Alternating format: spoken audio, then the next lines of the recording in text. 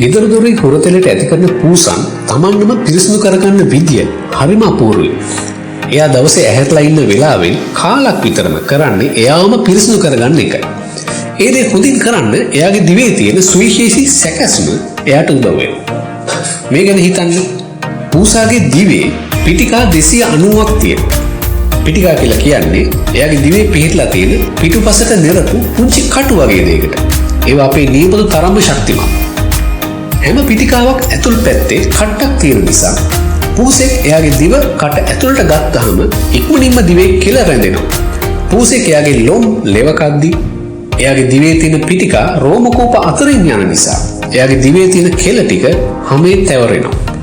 සාමාන්‍ය පූසෙක් දවසකදී එයාගේ හැම සහ රෝම පිරිසිදු කරගන්න කෙල මිලිලීටර් 48ක් එනම් අවුන්ස 1.6ක් විතර යොදා ගන්නවා.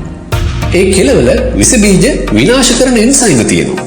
ඒ වගේම එයාගේ කෙල වාෂ්පයේදී එයාගේ ශරීරයේ උෂ්ණත්වය අඩු වෙනවා. සාමාන්‍යයෙන් පූසන්ට ස්වේද ග්‍රන්ථි වැඩි නැති නිසා එනම් දහඩිය පිට කරන ග්‍රන්ථි වැඩි නැති නිසා ඒ විදිහට උෂ්ණත්වය පාලනය වෙන එක එයාට හරි ප්‍රයෝජනවත්. පූසෙක් එයාගේ දිවෙන් එයාගේ රෝම පිරිමදිද්දී එයාගේ දිවේ තියෙන පිටිකා එයාගේ රෝම ඇතුළටම ගිහිල්ලා ගැට ගැහිලා තියෙන රෝම ලිහනවා.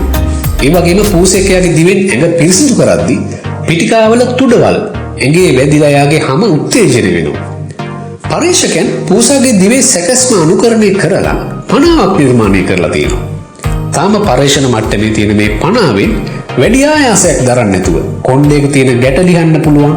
ඒ වගේම මේ 50 පිරිසිදු කරන්නත් ලේසි.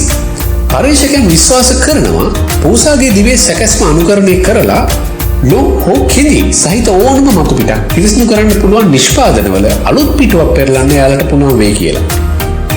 ඒ වගේම රෝම වලින් වැහිලා තියෙන හැමකට බෙහෙත් සහ ක්‍රීම් වගේ දේවල් ආලේප කරන්න උදව් වෙන අලුත් ක්‍රම හොයාගන්නත් පුළුවන් වෙයි කියලා එයාලා හිතනවා. ඉතින් ඒ අනුව බලද්දී පූසාගේ දිව කියන්නේ මොනතරම් අපූර්ව නිර්මාණයක්ද?